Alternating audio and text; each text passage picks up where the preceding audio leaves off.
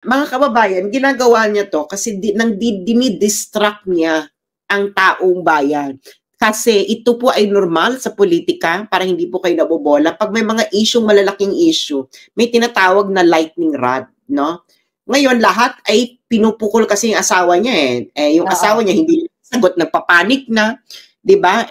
Ganyan kasi si BBM, nagpapanik 'yan pag may stress. Nagpapanik 'yan pag may stress. Siguro gusto nilang tanggalin ang pressure kay BBM. So ngayon, nilipat kay Lisa. Gumawa sila ng clown to to every circus needs a clown. So kumuha sila ng clown. So ginawa nila is, tirahin mo lahat. Syempre, pag tinira yung lahat, yun yung mapag-uusapan kasi ibablog ko, yung magre-reply ako, magre-reply ka. Reply si Sarah. Matatabunan ngayon ang issue na si Bongbong Marcos ay dapat subject to surveillance and drug bypass noong 2012. Yes, hindi natin iwawala yan. Gusto ko lang puruhan ngayong moment na ito. Dahil we are like 13,500 live viewers. Gusto ko lang sabihin, I know, narinig mo na rin binanggit ko yata yesterday, na nasa Office of the President, nasa PDEA, nasa Senado na ang letter nung investigating agent na supposedly na magsusurveillance o magre-raid kay Marcos Jr. doon sa Rockwell. Okay, ngayon natataranta na sila. Kasi, I know nanonood si Senator Bato at makakarating to sa kanya. Nag-usap kami through our common friend na mag-o-open talaga ng investigation si Senator Bato doon sa dokumentong yun na ipinakita ko na pinapalabas ng PDEA na ito ay AI generated. So, kaya yun ang umiikot yung kanilang tubong, nararattle sila. Kaya siguro lumabas itong si Liza. Di ba? Lumabas ang bruha. Kaya naman, agawin niya eksena. Yes. So ngayon, nagkatagumpay siya, pero dahil patola naman tayong pareho, mother. Dapat patola, pero bubugbog, di ba? Gugurgurin natin siya dito. Hindi natin pwedeng kalimutan yun. Diba? Dahil pareho kaming patola, patola 1 and patola 2. Papatulan namin siya dito, pero ibabalik pa rin namin ang tunay na issue ng bayan. Diba? So, pagbibigyan ka lang namin, no, Lisa Marcos, ng siguro mga 1 to 2 days, pero babalik ulit tayo next week. Babalik tayo sa real programming. At saka, ito apektado siya sa salitang bangag. Okay? Nabangag na bangag. Bakit naman? Kaya nga, alam mo, lahat, yun nga, talagang halos lahat ng sinabi niya doon ay kasinungalingan, na hindi siya naaapektuhan, at yung mga tungkol sa smuggling, siguro sa vlog ko na yon. But again, gusto mo bang sagutin ko na yung sinabi niya sa akin? O may idadagdag ka pa muna? I-separate mo yan ng iyong sariling stand-alone. You want stand-alone? Sa'yo, para talagang meron kang para talagang makatikim si Mrs. Araneta. Makatikim siya ng bonggang-bongga. Pero yung sa akin lang, gusto ko lang sabihin na, yung sa akin nga lang, nagsisinungaling na siya. Ganon kakapal ang peslak ni Mrs. Araneta na magsinungaling kahit may court records, kahit may official correspondence ako with the lawyer na sinabi niyang finire ko. Meron akong conversation with Thinking Pinoy. Everything is documented. Kasi Mamshi, kaso to everything is documented. Yeah. Text messages, everything kasama lahat yan. Yeah. Kasama yan lahat. Sas, I know that. Kasi may dalawa akong kasong siya ang sponsor. Actually, maisingit ko lang. Actually, I texted my lawyer today. Sabi ko sa niya, hey, do you know what? The first lady in the Philippines, sabi ko, made an interview with this person, sabi ko na nag-fabricate din ng crime sa akin. Sabi niya, that's interesting. Hindi siya makapaniwala sa akin. Sabi ko, just wait, I will transcribe everything and I will forward it to you. Sabi ko, maybe kailangan natin sa case natin. But anyway, kahit yung lawyer ko, hindi makapaniwala na siya ay nagpa-interview at ibinagsak ng pinakabagsak sa Kumunoy yung kanyang sarili sa lahat ng kanyang kasinungalingan.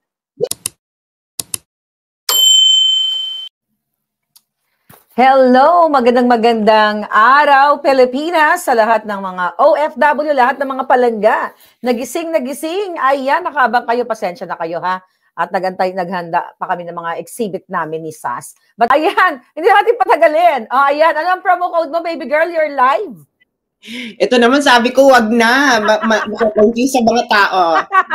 Ayan mo, nakul lang tayo. Okay, go. Okay, so ngayon, how are you? I'm very much alive, you know. Pero I'm very busy as well. But I'm very much alive, lalo na dito sa interview ni Mrs. Lisa Araneta Marcos. Correct. Na First Lady ng Pilipinas. Can you believe that? Ilan na ba tayo ngayon sa Pilipinas? 120 million? Tama ba? Yeah. Yes. Okay, so we're 120 million at isa lang ang First Lady. Okay? Pero bukod tayong pinag-usapan dun sa interview na yon. Di ba? Bongga yon. That's interesting. Ika nga. So ngayon, grabe. Ano yung nung una mong napanood or di ba may teaser silang inilabas? Naisip mo ba na pag-uusapan tayo dun sa buong interview na yon? Hindi. I never thought na i-mention tayo ni Mrs. Lisa Araneta Marcos. Gusto ko lang siya i-refer ng Mrs. Lisa Araneta. Oh, yeah. Okay, yeah. Mrs. Not the Lisa Araneta. Okay, let's settle on that, okay? So, si Mrs. Araneta Marcos, hindi ako sanay. Sige, magpakabait ako kasi kasama kita. Okay. Alright, si Mrs. Araneta Marcos nagpa-interview. So, yung una, di ba, yung teaser nila or spliced video ni Taberna, kung saan yun nag-fabricate ng case sa akin. Fabricated case.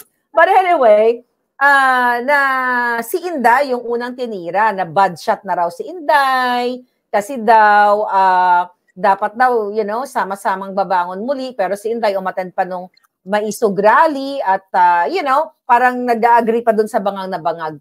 Yung comment mo dun. Ang comment ko doon, I think it is up to Vice President Inday Sara na mag-reply sa kanya, sa kanyang sinabing ganon.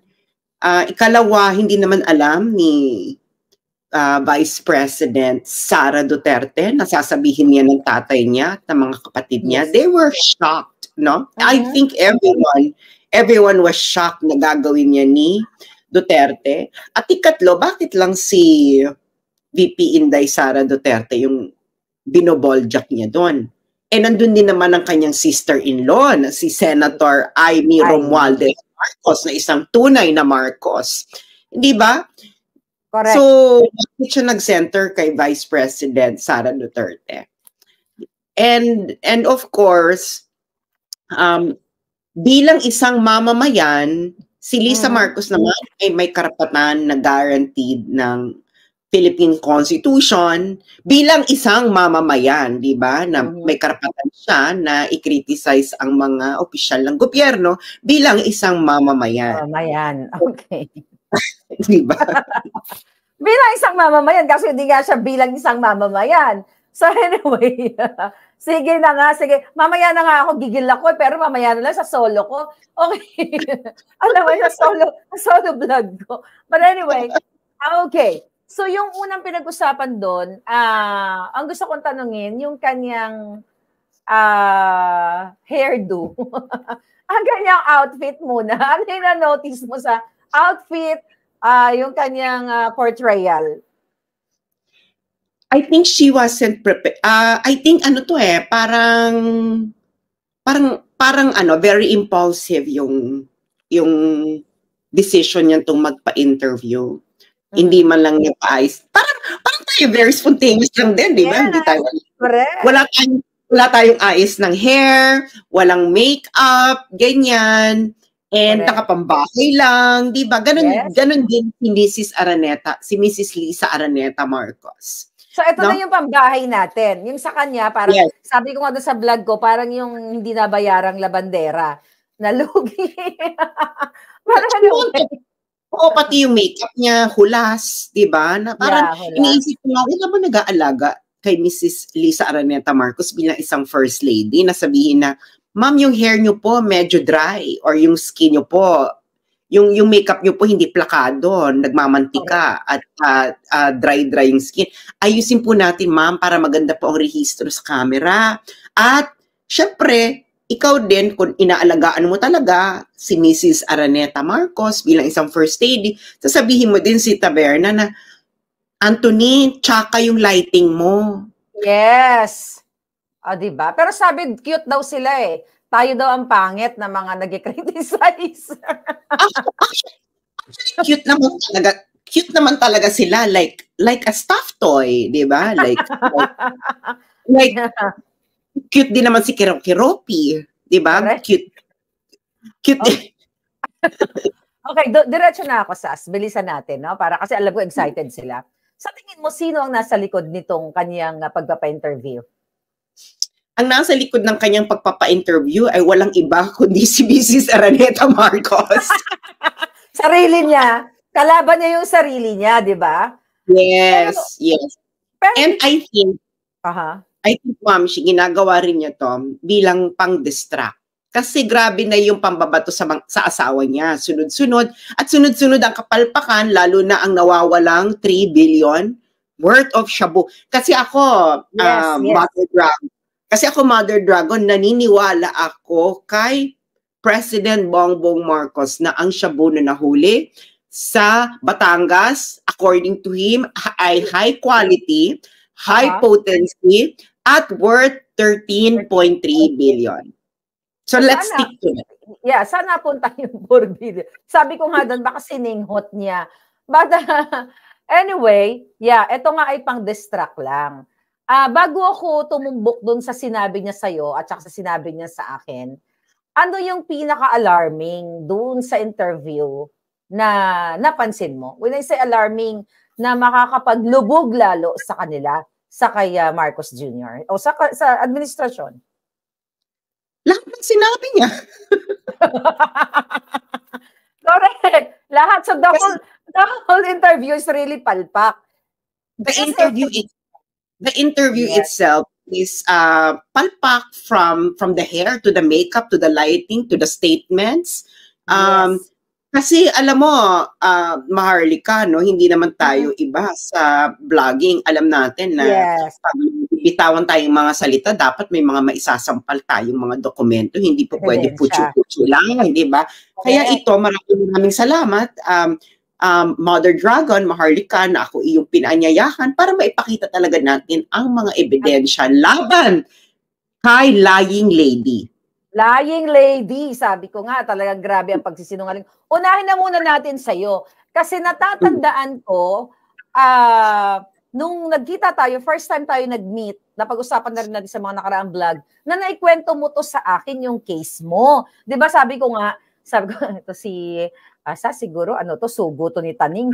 Di ba? Di ba yung mga ganun, may mga ganun tayong pagdududa sa isa't isa. Sabi ko, ayoko magtiwala dito, mga sugo ni Taning to. So hanggang sa nag-click na yung personality natin, di ba nagkita tayo dun sa May 9, pareho ng ating, nakita natin yung sila lang yung kumakain, sila lang yung umiinom, then yung mga supporters doon, na mga loyalista, Marcos loyalist, ni isang butil na bigas, wala talaga. Then tayo yung talagang nag-effort, nag-initiate. So, alam na rin naman ng tao yan. So, anong gusto mong i-play ko? Yung muna yung sinabi sa'yo? I think in the interest of fairness, i-play natin yung sinabi mismo ni Mrs. Araneta Marcos tungkol sa akin. Para marinig ng taong bayan, no? Okay, so ito po muna mga palangga. Audio lang to ha, tapos i-discuss namin ni Sas. Oo, kasi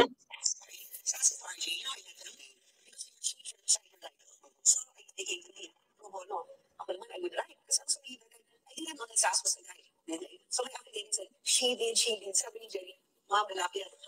So, I didn't diba? So, 3 years pro bono. Tapos bigla na lang, something happened, we went to court. She made a deal with the other side and took RJ away. Hindi siya makabayan pro bono 3 years, tapos you'll fire a law firm. Dito ka sa Trinidad Fire First, tapos yun, anong sinasabi? Why are you doing that? If you're happy that way, there's such a thing as karma. I'm sure after 1,500 days, you'll stop talking about me. Si Maharlika. Okay, hanggang doon na. Susunod na ako. Okay.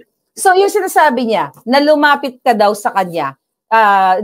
Nung sinabi niyang lumapit ka, kayong dalawa ni RJ, para humingi ng legal assistance pro bono. Yeah. Ano ang totoo doon? Ang sinabi niya, yan daw ang circumstance kung bakit kami nagkita. Nagkakilala. Nagkakilala. Lilinawin natin. Ang claim ni Mrs. Araneta Marcos ay nagkita kami, nagkakilala kami dahil dinimanda kami ni RJ Nieto, Thinking Pinoy, at ako ng cyber libel. Ni Joe Berlaurio. Oo, hindi. Sabi lang niya cyber libel. Yun lang sabi niya. Okay. Sa lahat ng sinabi niya ni Lisa Marcos, isa lang ang tumama. Na nagkakilala kami. Kasi totoo namang nagkakilala kami. Pero hindi totoo lahat ng sinabi niya. Iisa-isahin natin niya, Ma'am Shino. Paano ba kami nagkakilala ni Lisa Marcos? Okay. Annex 1. Okay. Annex 1. What is that? Okay. Annex 1. Ito po ay November 2017. November 16, 2017. Ako po ay umuwi ng Pilipinas from the Netherlands dahil ako ay naimbitahan na magsalita sa Davao City tungkol sa foreign policy. Ayan yung video, makikita niyo yan sa crossroads sa Holy Cross, Davao City. Ngayon, nalaman ni Franco Mabanta na ako ay uuwi ng Pilipinas. Si Franco Mabanta po ay ang PR noon ni Bongbong Marcos. Alam mo yan. At ito na yun, di ba? Yes. Ngayon, nag-arrange ng dinner si Franco Mabanta kasama ng mga vloggers. Yan, lahat yan. Nandyan si RJ, nandyan si Lisa. Ayan, si Lisa lang sa dulo. Nandyan pa ang Yes, andyan ang yumaong Jojo Robles, nandyan si Franz Imperial. Ayan, nakita mo si Franz Imperial, nandyan pa. Si Franco Mabanta, si Tom, si Mark Lopez, si attorney, everyone. Almost everyone. Si Mocha ka sa likod. Okay. Ngayon, anong year to, by the way? That's November 20, 2017. Okay. November 20, 2017. 2017. Okay. Ngayon, ayan ano ang agenda ng meeting na yan? So makikita natin sa post mismo ni Thinking Pinoy, nag-post siya, yan, dinner with Senator Bongbong Marcos and fellow bloggers, especially the very minor blogger for the motherland. Kaya pa may minor pa ha? Okay. Yes, may minor. So nakita nyo, ako ay nakaupo sa kanan ni Bongbong Marcos, di ba? Sila nag-arrange yan. Sina Lisa Marcos ang nag-arrange ng seating arrangement na yan. Diyan ako pinaupo sa kanyang kanan. Okay.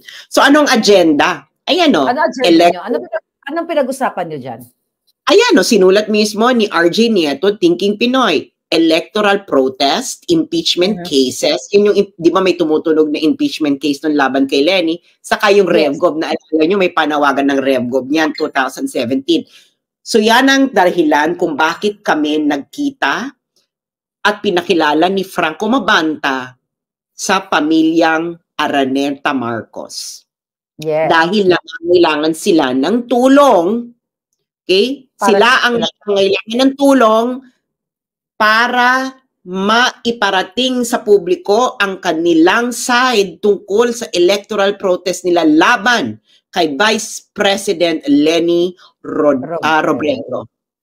Okay. Totoo yan, Ma'am Shi, di ba? Kasi nung panahon na yan, tae ang tingin ng mainstream media. Sa mga Marcos, walang sumusuporta sa kanila. At, well, sige, alam naman ng tao na isa ako talaga sa talagang nakikipaglaban sa kanila. So, kayo, di ba, miniting kayo ng 2017, yun nga, dyan sa para Yes. labanan nga itong electoral protest na ito. So, eto Sas, ano tong next? Okay na ba tayo dyan sa susunod? Huwag muna Ano tayo dyan. Kasi Okay, wag muna tayo itutuloy dyan. pa niya. Ano tayo, Ma'am Shim? Magja-jump muna tayo ng annex, no? Punta tayo ng Annex 9. Okay? Okay, Yung 1, 2, 3, 4, 5, 6, 7, 8, 9. Ito ba yun? Okay. Ito? Oo. Ay, hindi pa yan. Hindi yan, Ma'am Shi. Ito? Yung sunod dyan. Ay, hindi. Okay, ito, this one. Forward. I think forward ka dapat. Forward. Ito? Next, Wait. yung next dyan. Yan. Okay, So that's okay. November 22, 2017. Ayan ang tinutukoy niyang cyber libel. Ang dinimanda dyan ay si Thinking Pinoy, si RJ Nieto. Okay? Ang nagdemanda sa kanya ay ang former Senator Antonio Trillanes. Diyan nagkakilala si Lisa Marcos. Yan ang kanilang unang circumstance. Yan ang tinutukoy niya, silang dalawa, no? Okay. Yan ang kanila, no? Si Lisa Marcos ang nag-provide ng abogado diyan kay Thinking Nieto. Pinoy. Nieto. Hindi po ako kasama diyan. Hindi po ako kasama sa dinimanda ng cyber libel ni Senator Antonio Trillanes. Si Thinking Pinoy po yan. Kaya makikita mo, no, pinagmi-mix up ni Mrs. Araneta Marcos, ni Lying Lady, First Lady, ang mga storya. Okay. Yes. Okay. So next. Ngayon, anong sinabi niya? Totoo na, so may iba kaming case, no? Dinimanda ko si Joe Verlario. Kaya rin ako umuwi sa Pilipinas noong November 2017. Ma'am Shi, para rin mag-file ako ng demanda kay Joe Verlario at Kokoy Dayaw. Okay? Okay, naalala ko yun. Cyber libel. Hindi po kasama doon sa plaintiff si Ray Joseph Nieto or si Thinking Pinoy. Ako lang po yon. Ako yung nagdemanda kay Lario at Kokoy Dayaw. Kokoy. Okay. Yes. Now, sabi niya, nagbigay siya ng abogado, hindi po siya nagbigay ng abogado sa cyber libel case na yon. Ang akin pong abogado noon, ano ba, di ba, nag-raise pa nga ako ng funds noon. Yes. Kukunin doon. So, ang naging lawyer ko noon ay si Ahmed Paglinawan. Ahmed Paglinawan. Oo, na partner ni Trixie. You know, these are public documents, court documents, no? Makikita, punta kayo ng Taguig kung gusto nyo i-verify. Okay, next tayo, Ma'am Shi. Okay, so mali na dun si Lisa Marcos. Puro kasinungaling. Kasi sabi niya, lumapit ka daw at binigyan ka ng lawyer na pro bono. Then, malinaw yon dahil, sa susunod natin na annex, ipapakita natin, right? Yes. Okay. Ngayon, nagbigay si Lisa, kaya ako nasama doon sa law firm ni Mrs. Araneta Marcos kasi sila yung nag-handle ng civil case na final ni Jover laban kay Thinking Pinoy at laban sa akin. Ngayon, isinama na ako doon kasi pareho kami dong respondent. No, pareho kami respondent. Kasi same issue. So ako isinama noon. Sinama na ako doon. Okay? So dalawa po yung kaso ha. Yung cyber libel na final ko laban kay Jover at Kokoy at yung civil case na final ni Jover Lario laban sa akin at kay RJ. Yung civil case, yan ang nag-handle ay ang law firm ni Lisa Marcos. Yung cyber libel case, wala po sila diyang kinalaman. Wala. Okay. Now, fast forward na tayo. So, 2017 yon. Fast forward tayo ng 2022. Okay. 2022. Kasi ako, Ma'am Shi, nanalo ako sa lahat ng final na motion ni Joe Verlario. Kasi gusto nila ipa-dismiss yung case na sinampa kong cyber libel. So from 2018 to 2022, wala sila ibang ginawa kundi mag-file ng motion to dismiss lahat, jurisdiction, kahit anong masilip nila doon para lang hindi mapunta sa trial. Yung kaso. Nanalo po ako doon sa lahat. So I stood triumphant, no? Wow. Hindi po yung sa Marcos. Okay, May 2022, I believe it's May 2022. Yes, May 2022. Nagkaroon na ng hearing. Sa lahat ng mga nakikinig dito may alam sa batas, mga lawyers. Okay? Ang unang-unang mangyayari sa inyong first day of trial ay ang judge ay i-recommend ang isang judicial mediated settlement. Judicial mediated settlement. Ngayon, lahat ng matitinong lawyer na nakikinig dito, alam ninyo ang ipapayo ninyo sa kliyente ninyo. Yes, mag-explore kang mag-settle. Kasi pag nagsabi ka sa judge, ayaw mo mag-settle, mababad trip sa'yo ang judge. Kasi yun ang inutos ng judge. Manap kayo ng paraan para isettle yan dahil ang gusto ng mga judges ay hindi na magkaroon ng backlog ng cases. Okay? Sa kanilang mga korte. That is the fact. Okay. Now, nag-usap kami. No? Ayun ang gusto ng judge. Nag-usap kami. Ako, si Joe Verlario, si Kokoy Dayaw, at ang aming mga abogado. Isa lang ang hiningi ko doon, Ma'am Shi. Ano yan? Diretso kong hiningi. Mag-public apology kayo at i-address niyan sa nanay ko dahil nasa nanay ko sa inyong pinagsasabi. Yeah. Nag-public apology naman. Yes, nag-public apology. So, during that meeting, nag-offer, finload nila ang idea na baka i-dismiss na rin yung civil case laban sa akin. Sa akin. Yung magkasama kami ni RJ. Okay. Ngayon, June 28, 2022, kinontak ako nung lawyer namin ni RJ dun sa civil case. Ito yung lawyer, galing kina Lisa. Ayan, good morning, Ms. Sasot. I'm Attorney A. Hindi ko na natin pagkakalan kasi hindi naman siya one of the handling lawyers of your civil case, Lario versus Sasot, would like to talk to you about the status of the case. Please inform me when is the best time to call. Thank you. Sabi ko, hi po, you can call me po. Okay, so 1:34 yan, 1:34 p.m. Tinawagan ako ni Attorney A. Sinabi ko sa kanya, doon po kasi sa cyber libel case na sinampa ko, we are undergoing a judicial mediated settlement. Ganyan. Tapos tinanong ako ni Attorney A. Ito ang eksaktong tanong sa akin ni Attorney A. Maharlika, mga taong bayan. Ano si RJ? Sabi ko, ano po, tanong niyo po sa kanya kung anong gusto niya. Tinanong ako ni Attorney A. Willing ka bang mag-intermediary between Lario and Nieto para ma-dismiss na rin ang case laban kay RJ Nieto? Ano sabi mo? Sabi ko, tanungin niyo po si RJ kung ano ang kanyang kagustuhan. So, tinawagan niya si RJ. Ma'am Shi. Okay. After niyang tinawagan ako ni RJ Nieto ni Thinking Pinoy. I think pakita muna natin yung... Teka muna, may message ka pa dito sa ilalim. Hi RJ, sabi mo, hi RJ, told me to talk to you. What does he want? 8:17. Ano yan? Meron kailangan timestamp chronologic. So, 1:34 p.m. tinawagan ako ng lawyer. I see. Tinawagan ako ni Thinking Pinoy. So, babalik tayo dyan, ma'am. Babalik tayo dyan. Okay.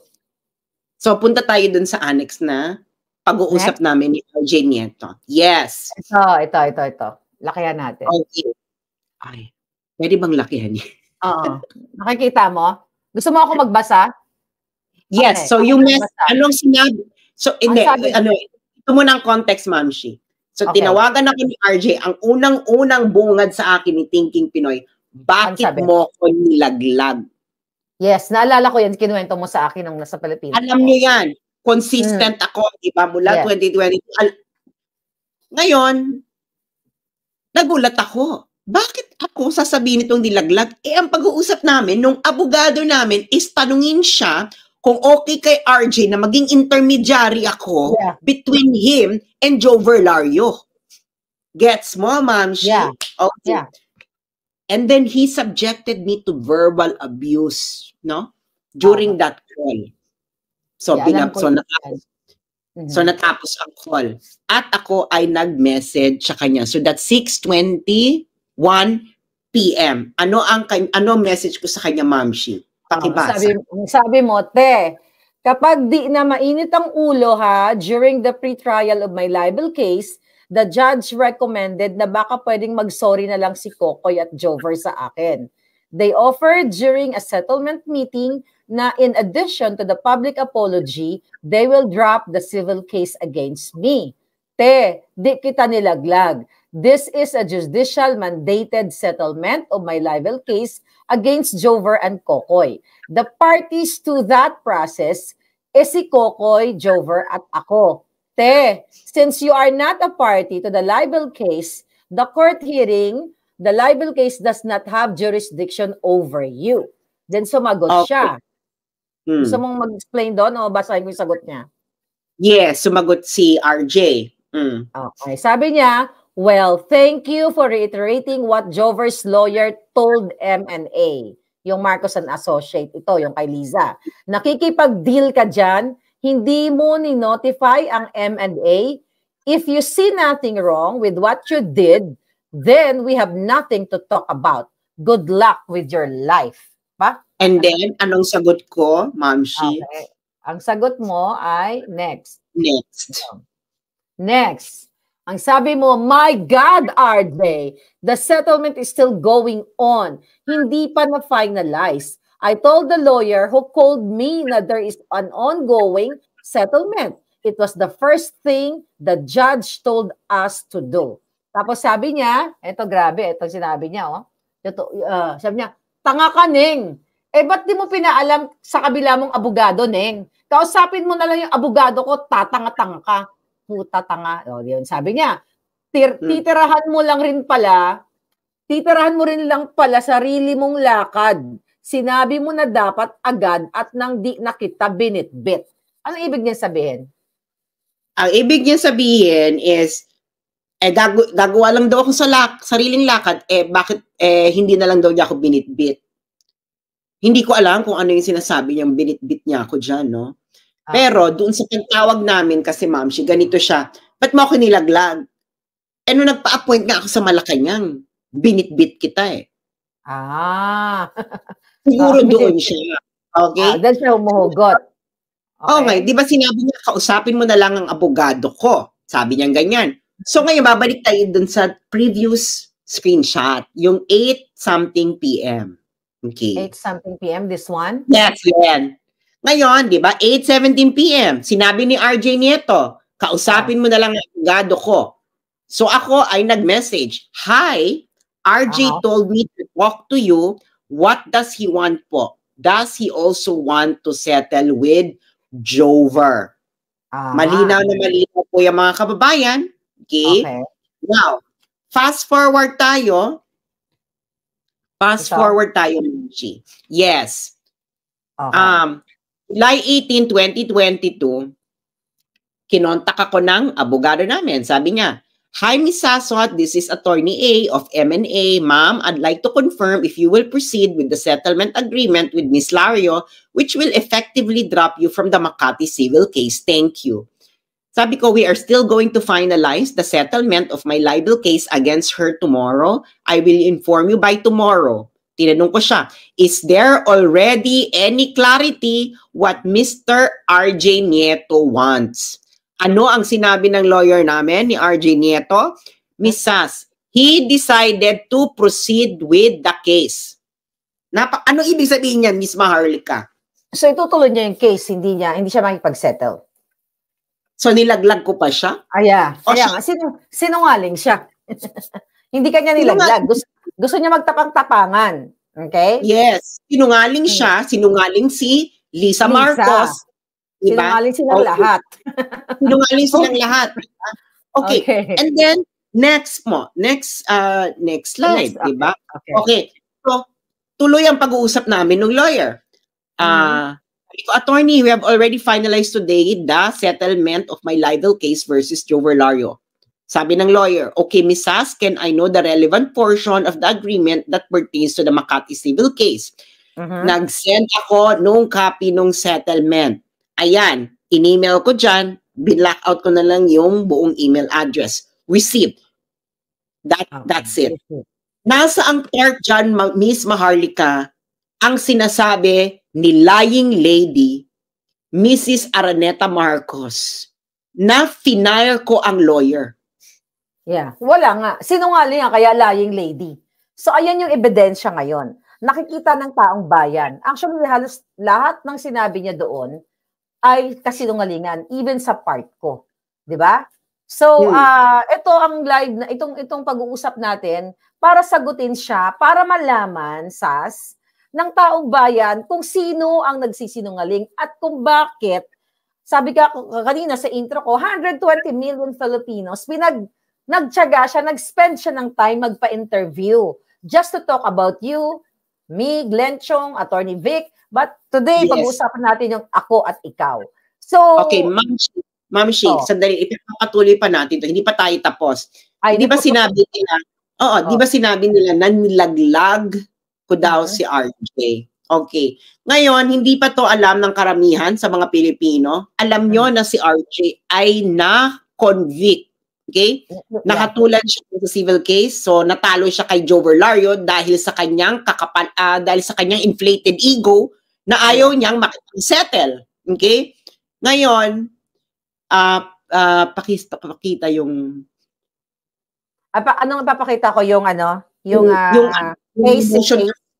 Yes, motion. So, hindi kasi kasya dito, pero dito na lang. Hindi kasya hanggang 10 slides lang. Okay, so nakikita nyo yan, di ba? Motion to exclude. Makikita nyo rin to, pinost ko rin to sa aking Facebook page. Motion to exclude. Okay. Ang date po niyan ay July 19, 2022. Now, makinig kayo mga kababayan. So, yung motion to exclude, yan yung final ng lawyers named Lario doon sa korte. Ngayon, makikita nyo sa paragraph 3 kung bakit nila inoffer na iurong ang kaso laban sa akin.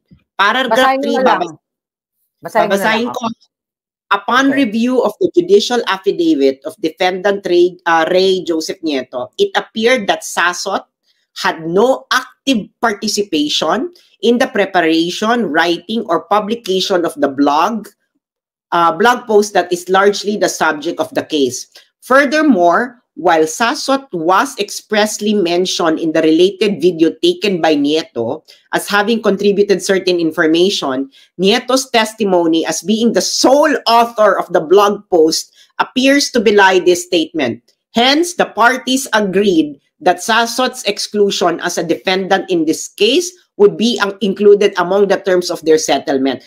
Anong pagkakaintindi mo sa sinabi ng lawyers ni Joe Verlario regarding that paragraph 3, Ma'am Shi? So, ibig sabihin ay ikaw ay excluded ka na dito sa kaso niya. Dahil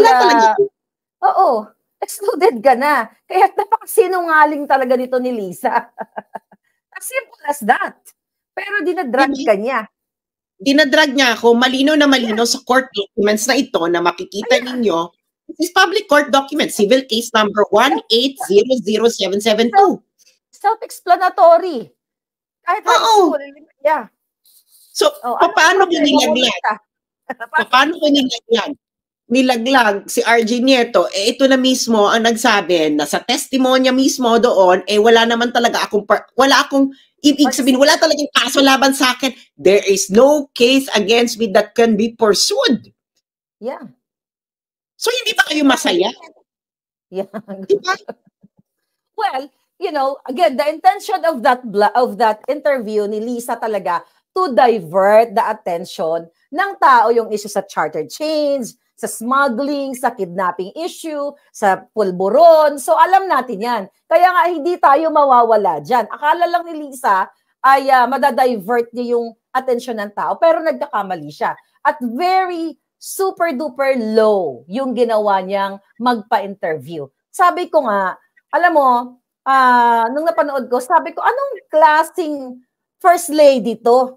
Na may time siya mag-address sa mga criticisms. Normal lang na may kritisismo. Ang sabi nga niya, doon sa interview niya, like kung tama pagkaalala ko na si Marcos Jr. daw ay nakayanan ng 30-something years yung kanang mga nagkikriticize sa kanila o nagbabash sa kanila. So parang how much more ngayon? How much more ngayon? Eh bakit nagpa-interview ka? To address your critics. Diba? Sinungaling pa. Diba? Kasi sinungaling talaga.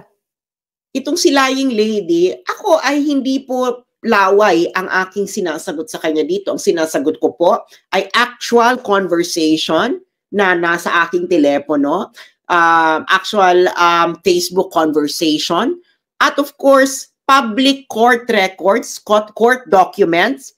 So, ibig sabihin po ay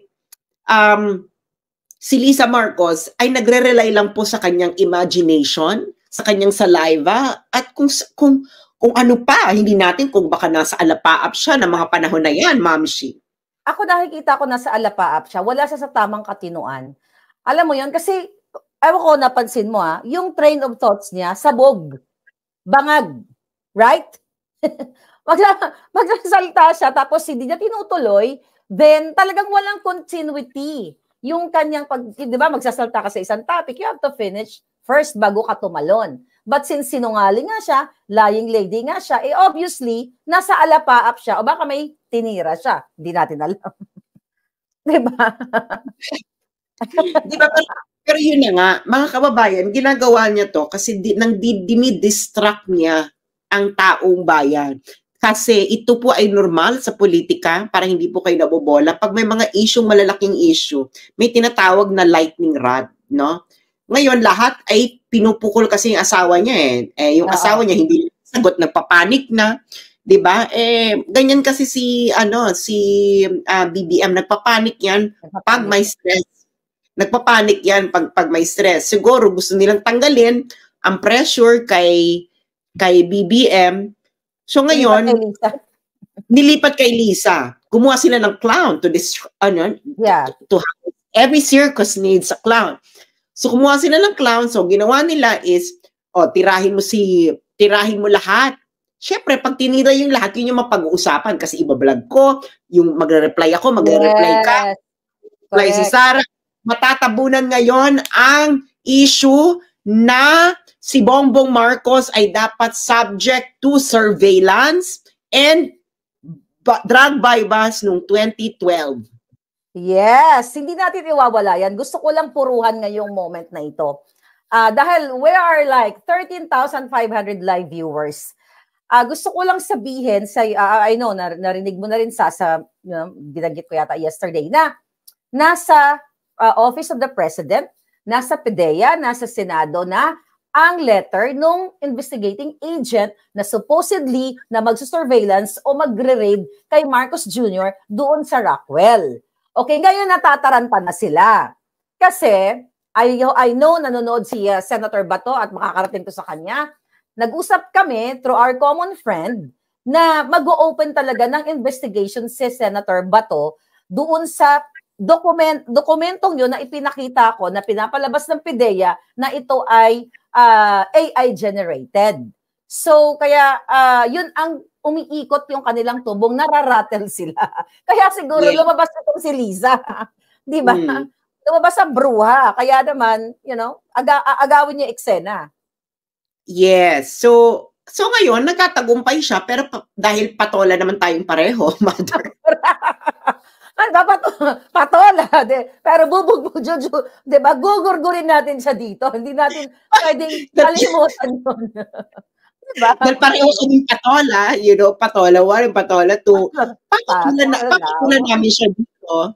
Pero Yes. ibabalik pa rin namin ang tunay na issue ng bayan.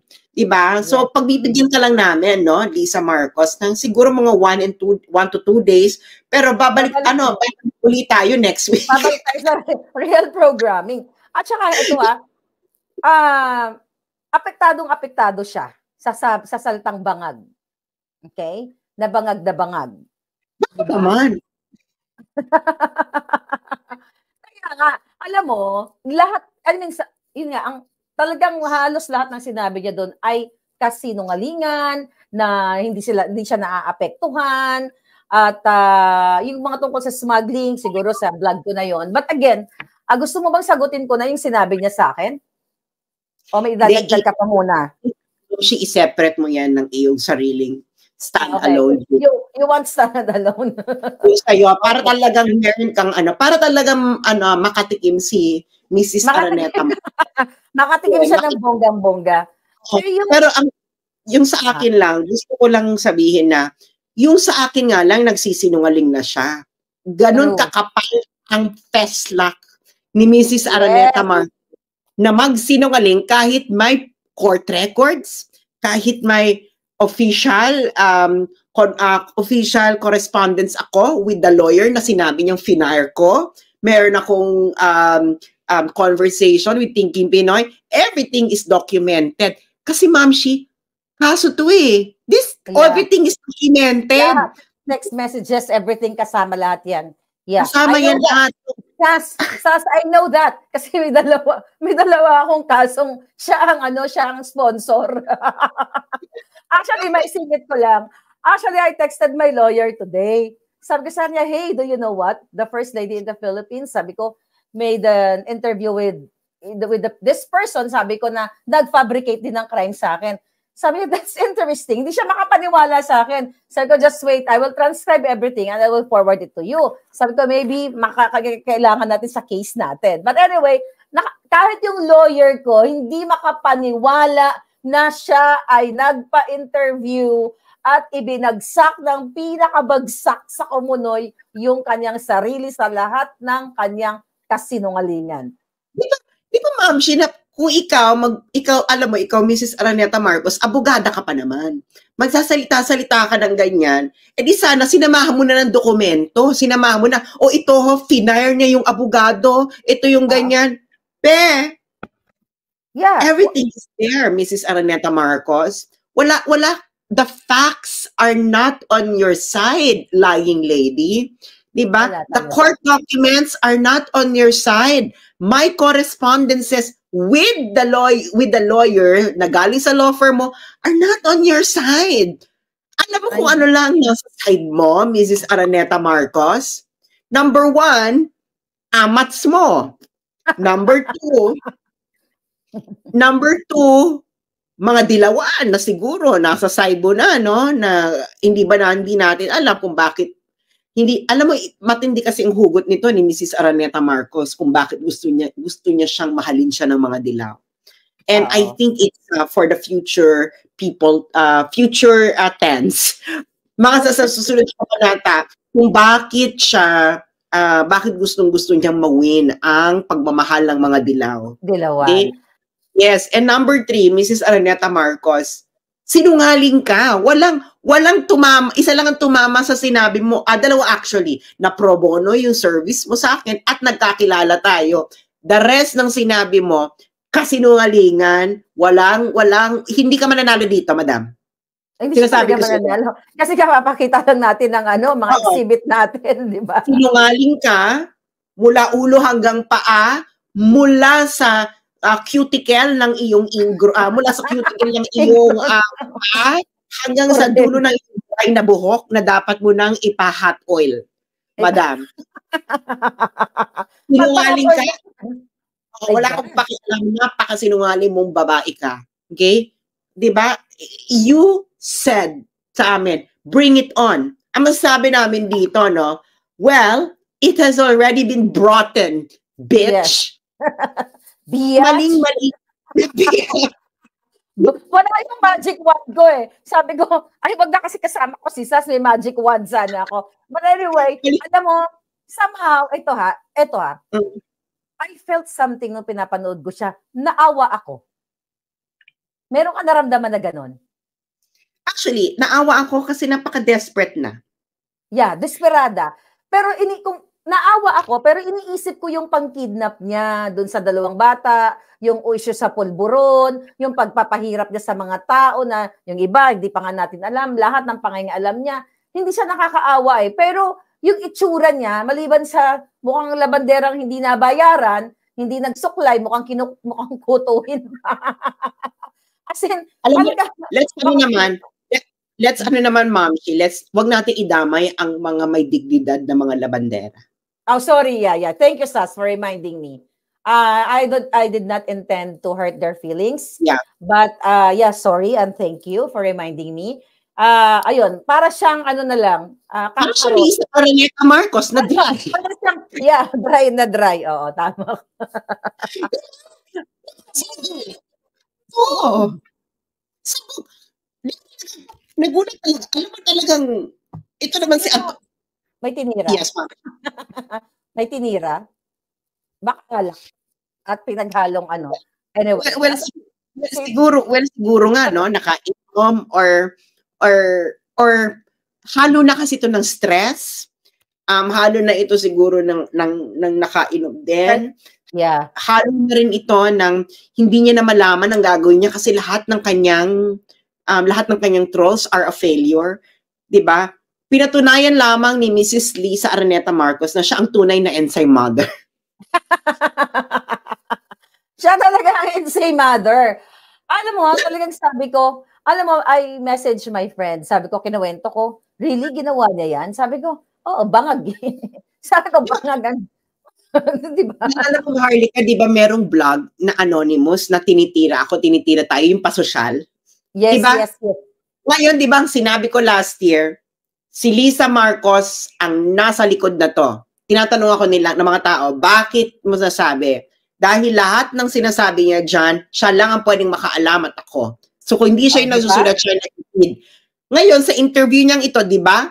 Nagsalita siya. Yung sinasabi niya ngayon, yun din yung nakalagay doon sa anonymous blog na yon. Yes. Hindi ba? Yes. At saka the fact na binanggit tayo doon eh, napakalaking katangahan yon, napakalaking kabangagan doon. Kasi kung ako, First Lady, my God, hindi ko papansinin yung mga vloggers na yan. Kahit anong sasabihin nila na kasiraan or whatever na sinasabi niya, invented daw. Paano tayo nag-invento? Eh, may pinakita tayo mga ebidensya. Mga meron po kami kaya kang sabi ko, alam mo, Lisa Marcos, gusto mo ako i-demanda, sabi mo, I challenge you, Lisa Marcos, na i-demanda mo akong cyber libel sa sinasabi kong dito na sinungaling kang babae ka. Yeah. Sige. Walang katotohanan ng mga pinagsasabi mo na isa kang you don't deserve to be called a first lady because of your actuations right now. You are a lying lady. 'Di ba? At handa akong harapin ang mga kahit sino mang Poncio Pilato, okay? Kahit ang assassin nyo pang i-hire. Sa Romania. Baka sa Romania siya mag-hire ng assassin, nabanggit niya yung Romania eh. At yung doon sa part ng, naalala mo yon na sinasabi niya na, yung tungkol sa akin, parang, tinanong yata siya na kung sila daw ay gagawa ng something sa mga vloggers, sabi niya, I can just call Romania, pas kinat niya yon. Kumbaga, hindi niya tinuloy yung thought niya. So I'm just thinking, yeah, go ahead. Actually, yung sinabi niya yan, nag-imply na siya na pwede siyang pagurgur. Yes. So actually, pwede tayong magsama-sama pinangalanan niya dyan at magsampa tayo ng kaso laban sa First Lady for threatening our lives. Exactly. Kaya nga sinend ko right away sa lawyer ko yan. Actually, may friend ako sa Europe. Sabi ko, anong meron sa Romania? Sabi niya, maraming mga mga assassin na for hire. So, sabi ko, really? Ang tanga. Ang lutang talaga at ang bangag. Imagine mo, sabi niya, na pwede namin gawin yan. Sabi niya, he's already on top, sabi niya. Si Marcos Jr., sinasabi niya yung asawa niya. So we can just call, Romania, So pinutol niya yon. So pinipilit kong i-extract, di ba? Parang extraction lang, pang kidnapping ng ginagawa niya. Anong ibig niya sabihin? Anong ibig niya sabihin na isang tawag niya lang, tatawag siya sa Romania? Ano ang meron sa Romania? Ano yung isang tawag mo lang, Lisa Marcos? Yeah. Kaya mo naman palang tumawag, ba't hindi mo tawagan yung lawyer na nag-handle ng kaso namin ni RJ at alamin mo kung tunay na totoo at hiningin mo yung conversation namin. Pwede ka namang tumawag sa Taguig court, no? Yeah. At makikita mo doon yung court records at nang hindi mo pinagmumukhang tanga yung sarili mo with your dry skin and dry hair and ugly personality. I know. Tapos, siya palakas makapanglait. Siya daw ay cute. So, yung mga critics like us ay hindi cute. Hindi pa tayo cute, baby girl? Because you're gorgeous. God. Anyway, so, alam mo na pinapanood, kasi ang dami na nagme-message sa akin, nagigil sila kay Liza. Sabi ko, alam mo ako, hindi ako nagigil. Naawa ako sa kanya at natuwa ako dahil isinawsaw niya lalo ang sarili niya sa pinakamabahong pusali. So, yun talaga ang nakita ko. Alam mo, Miss Maharlika, is dapat alamin ninyo ang aming whatchamacallit, ang aming panuntunan sa kalye. Huwag mong tatahakin ang isang imbornal na hindi mo pa napupuntahan. Correct. Ginawa mo itong Lisa Marcos, if you think that you can get away with your lying and conniving and manipulation this time, you cannot. May hangganan ng lahat. At ikaw na mismo, Mrs. Araneta Marcos, ang nagpapalubog lalo sa iyong sarili. Sa asawa niya. Sa isayan ng Pilipinas. Sinungaling ka. Ito na lang, Miss Maharlika, no, malapit na tayong matapos. I'm so sorry. Na-hijack ko na ang iyong live. No, it's okay. This way, pag may time ka, okay lang. May sinabi siya about Martin Araneta na mayaman daw ang kanyang brother. They actually bankrolled the campaign, the election. Bakit? Nandun ba sa listahan ng campaign contributors si Martin Araneta? Yan ang pinaka-dapat tutukan, okay, ng Commission on Audit, right? Or COMELEC also. Para COMELEC, COMELEC at ipa-check yan kung nandoon yung pangalan ni Martin Araneta at kung wala, nilubog na naman niya sa kumuno yung kanyang kapatid. Wala at sarili niya, lahat sila. Ngayon, ayun nawagan tayo, dapat ipa-echo natin sa taong bayan. O, di ba? Nag-donate pala itong yung kapatid niya. Bakit wala sa listahan? Saan siya nag-donate? Anong dinonate niya? Pulboron? Di ba? Bakit wala doon? Bakit wala doon kung magkano yung donate? Dapat nakalagay yan dyan, Mrs. Araneta Marcos. Kita mo na, Mrs. Araneta Marcos, nakakaawa ka. Dahil halatang-halata na ang mga taong nasa paligid mo ay hindi ka inaalagaan. Yang mga hired mo na nasa paligid mo, ang gusto lang nila sa'yo ay salapi mo, pera mo. Salapi ng bayan. No, salapi ng bayan, hindi na pera. Salapi ng bayan, di ba? Kailangan lang nila yung connection mo, yung kapangyarihan mo. Hindi ka nila in-advise na itong mga sasabihin mong ito ay, Ma'am Shi, wala po tayong ebidensya. Paano pag naglabas ng ebidensya si Maharlika, si Sas? Lagot na naman tayo, Ma'am Shi. Anong gagawin natin? Ano yan? Magpapa-interview ka na naman, Lisa, kay Anthony Taberna with dry hair and dry skin. Di ba? Yeah. So, gano'n? Paano ngayon, Lisa, paano mo ngayon i-counter itong ebidensya na sinasabi mo na si Sas ay lumapit sa'yo, na ikaw ay abogado niya o abogado yung law firm mo sa kanyang mga kaso. At diba? Sinare ko yung lawyer na binigay niya. Yes. So, paano mo pasisinungalingan ito? Actually, gusto ko na may singit. May nag-text sa akin, kamag-anak ni Mar Rojas. May gano'n. Breaking news, diba? Ang sabi sa akin, sabi niya, Miss Maharlika, si Lisa, anak ng katiwala sa Hacienda Luisita. Taga-silbi, sabi niya, taga-silbi sa mga kamag-anak nila doon. Hindi sila inaapi. Binigyan pa nga ng trabaho ang nanay, Ang nanay niya ang naglalabas ng mga merienda. Sabi dito, siya ang nagpipira-piraso ng biskwit para sa mga anak ng mga amo nila. Naka-uniforme pa yan. Walang sahod. Kapalit ay mapaaral ang mga anak. Yung mga kapatid ni Lisa. Sa totoo lang, marangal naman. Bakit gawa-gawa siya ng kwento na milyonaryo sila? Doon sa yung kapatid niya, di ba sinabi niya mayaman sila din. Sabi dito, wala silang mga bahay. Nakikitira lang sila. Huwag siyang mayabang. Mula sa kamag-anak na nila ni Marojas. See? Actually, hindi ko lang first time narinig to. Narinig mo na ba yan na talagang hindi naman tayo nag-lockdown ng mga mahirap. Eh, tayo ba saan tayo nanggaling? Mahirap din naman tayo, di ba? Well, ang alam ko, Miss Maharlika, di ba, family tree ko na nga yan eh. Yung kapatid ng nanay niya is asawa ni Don Pedro Cuangco. Pedro Cuangco ba yung asawa nung tita niya? Sa Cuangco, oo. May family tree yun, nakita ko rin. So, tita ni Lisa Marcos. Tita-in-law ni Lisa Marcos, si Cory Aquino. Okay? Kasi nga, sister-in-law ng tita niya. Okay. So, yung doon sila tumira. Tumira sila sa Hacienda Luisita ng mga bata pa sila. And ayun nga ang chika na, ako naman, I don't look down on these things, no? If you came, kasi Diyos ko naman, I also came from the bottom and I'm still in the bottom. So, I love to be in the bottom. You love to be in the bottom.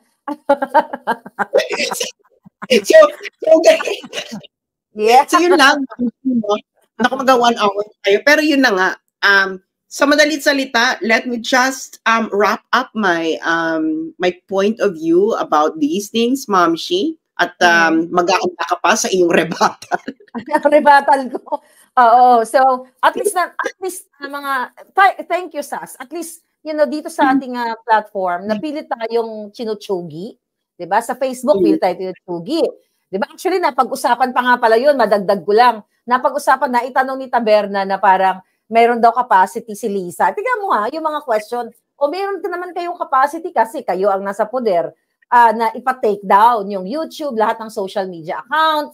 Ano yung comment mo doon sa question na yon na, na parang nagsasuggest si Taberna na powerful, bakit hindi natin ipa-take down yung mga page ni Sas at saka ni Marlica? Which is lumabas na yan doon sa convo na in-expose ko din, right? Napapatake down tayong dalawa. Okay, go. Yes. I think Anthony Taberna is not really the sharpest tool in the shed. No. To be diplomatic about it. Obviously, pareho silang bangag. Ganito can you imagine kung ikaw mag-a-advise kay, halimbawa hindi kayo nag-fall out ni Lisa Marcos. Halimbawa lang. Yes, mo ako, go. Diba? Iko-consult ka niya. 'Di ba? Maharlika, halimbawa ako yung ako lang yung nangasawa. Ikaw na si Lisa. 'Di ba? Halimbawa ako lang, si Sas lang yung nangaaway tapos magka-chika pa kayo ni hindi kayo nagkalog ng fallout ni Lisa. Tatanong ka ni Lisa, Maharlika, tinitira-tira ako ni Sas. What will you do? No? Madam, ignore. Let's focus dito sa mga kababayan natin. Gawin natin, ibangon natin ng kanilang, in the first place, kung ako ang advisor niya, hindi siya ganyan. 'Di ba? Hindi siya magsasmuggle, hindi siya magkikidnap. Kasi ako ang unang gugurgur sa kanya pag nag-kidnap siya. Di ba kayo? Alagaan mo yung first lady na lahat ng sasabihin niya, pati itsura niya, pati ayos ng buhok niya, pati makeup niya, pati like everything, no? Kasi gusto mo makita na ang first lady will always put her best foot forward. Na hindi siya madedehado. Na pag siya ay magsalita is game over na pag magsalita ang first lady, 'di ba? Dito Bex. Bex. Kachipan talaga. As in kachipan, hindi gumagamit ng utak kasi nga what do you expect? Bangag. Kung naalala mo, kasi tinanong mo ko paano ko siya poprotektahan kung hindi kami nag-fall out. Remember that nung may conversation tayo nila Pebbles, remember that na si Pebbles ay gusto nang garain itong si RJ Nieto at saka silang dalawa. Dahil ang unang nag-fall out si RJ, tsaka si si Pebbles. Right? Halos magkasabay, Mamshi. Halos magkasunod kayo. So, nung naging friends na kami ni Pebbles nga, sabay-sabay naman yung pag-iibigan natin, na sinasabi niya sa akin ni Pebbles, na talagang aanuhin ko na to sa social media, may pasasabugin akong bonggang-bongga. Kaya nga nag-reach out ako kay Senator Amy, sabi ko, Senator Amy, si Pebbles may ilalabas, may expose, na baka pwedeng ayusin natin to, kasi ayokong masira as early as, I think that was July or August, July siguro, na masira si Marcos Jr. Kasi budol na budol pa tayo. Budol na budol pa. So nag-reach out ako kay Senator Amy. Kaya nga sagot ni Senator Amy, sabi ko kay Senator Amy, sabi ko, Manang, si Pebbles mayroon sasabog na bonggang-bongga. Ang sagot niya, ito, consistent pa rin ako, ano yun, Maharlika? Yung nagpapabili si Lisa ng shab-shab o yung pang singhot ni Kuting. Kaya nawindang ako, naloka ako. Kaya sabi ko kay Pebbles, sabi ko, inuutusan ka ba ni Lisa magpapabili ng ganon? Ang sabi ni Pebbles, ay nak, sabi niya, ano ka ba? Hindi, ano? So again, yun yung gusto kong ulit sabihin na gusto ko silang alagaan. Kaya nga nag-reach out ako. Kaso, nalaman natin na pulboronic pala. Nay Pebbles, hindi totoo tungkol sa kurtina sila nag-away. Kasinungalingan niya ni si Pebbles? Yes. Kasinungalingan niya, Nay Pebbles. Hindi yan ang totoong rason kung bakit nag-away si Lisa at si RJ Nieto. Nag-away sila dahil itong si RJ Nieto, this is not the topic, no? Wag na natin ito pag-usapan, pero hindi yan ang tunay na rason kung ba't sila nag-away. Anyway, pinapakikialaman yung kortina. Sige, iba na lang yun. Ibang araw na yun. Kasi kakain na ako, madam, no? So, sige. You say something sa atin mga palangga. Last na lang. At ako'y bago. Ito lang, no? Pagbibigyan lang po namin si Lying Lady, Lisa Araneta Marcos. Yun na po ang ating hashtag. Hashtag Lying Lady. Lying Lady. Diba? Babalik tayo. Babodyakin natin later. Ay, ako pala. Tapos, babalik tayo sa issue ng...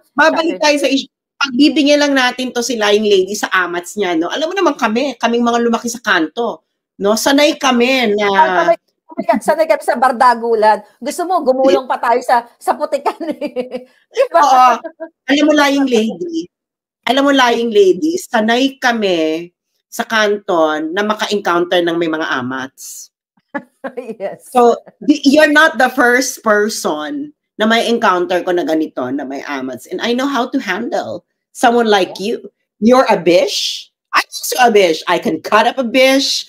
I can drink a bish. I can cook a bish and expose your lies. And I just did it. Mrs. Araneta Marcos, Lying Lady. You said, bring it on. Well, bish, it has already been rotten. Thank you so much. Thank you, Sas. Thank you sa uulitin. Maraming salamat. Tunay na issues ng bayan.